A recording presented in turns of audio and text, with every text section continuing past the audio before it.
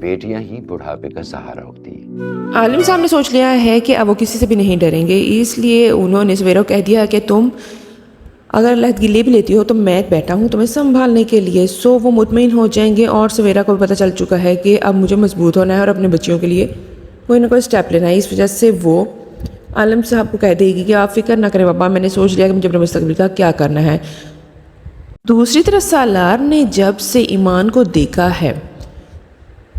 زید کے ساتھ، وہ اب بہت اپسیٹ ہے، کیونکہ اس ٹائم تو وہ اس کو وہاں سے لیا ہے اور ایمان نے بھی اس کو تسلی دے دی، مگر سالار کے دل میں یہ بات آ چکی ہے کہ ایمان آخر اس کے ساتھ گئی کیوں، جبکہ ایمان کو پتا تھا کہ ان کا ماضی میں ایک رشتہ رہ چکا ہے۔ اس بات پر سالار بہت اپسیٹ ہوتا ہے، اور جب وہ اگلے 2-3 دن تک اس بات کو اپنے دل سے نہیں نکال پاتا تو ایمان پوچھتی ہے کہ آخر تمہارے ساتھ مسئلہ کیا ہے، تو وہ بہت غصے میں کہتا ہے کہ تم نے اچھا نہیں کیا، تم مجھ سے ملنے ہی کیوں گئی؟ تو ایمان کہے گی کہ میں اس کے ساتھ ملنے نہیں گئی، بلکہ اس نے مجھ سے زبردستی کی اور وہ مجھے اپنے ساتھ لے گیا۔ ایسے میں سالار کہے گا کہ اگر وہ تمہارے ساتھ کچھ الٹا سیدھا کر دیتا تو پھر کیا ہوتا؟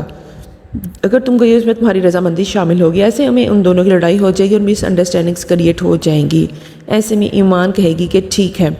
میں کچھ عرصہ تمہارے ساتھ نہیں رہنا چاہتی، کیونکہ تم میرے پر شک کر رہے ہیں اور میں نہیں چاہتی کہ ہماری رشتے کو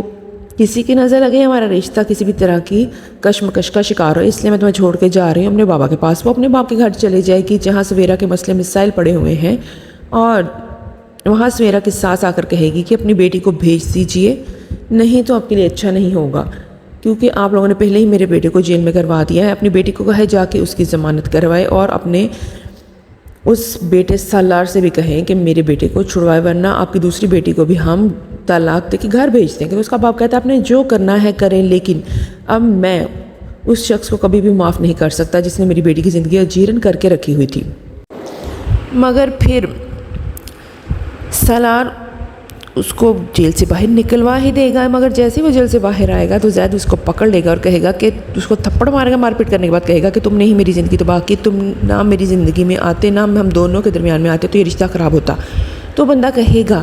کہ جہاں میرا قصور ہے وہاں آپ کی ماں کا بھی قصور تھا، چاہے وہ بھی اس دنیا میں نہیں رہی لیکن وہ اس رشتے سے خوش نہیں تھی اور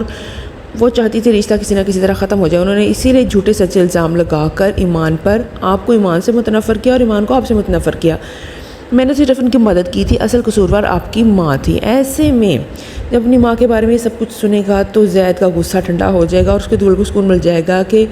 جو کچھ بھی اس کے اور ایمان کے ساتھ ہوا اس میں کسی اور کا عمل دخل تو نہیں تھا، بلکہ اس سارا قصور اس کی ماں کا ہی تھا۔ ایسے میں وہ تھوڑا سا پیچھے ہٹ جائے گا ایمان کے راستے سے۔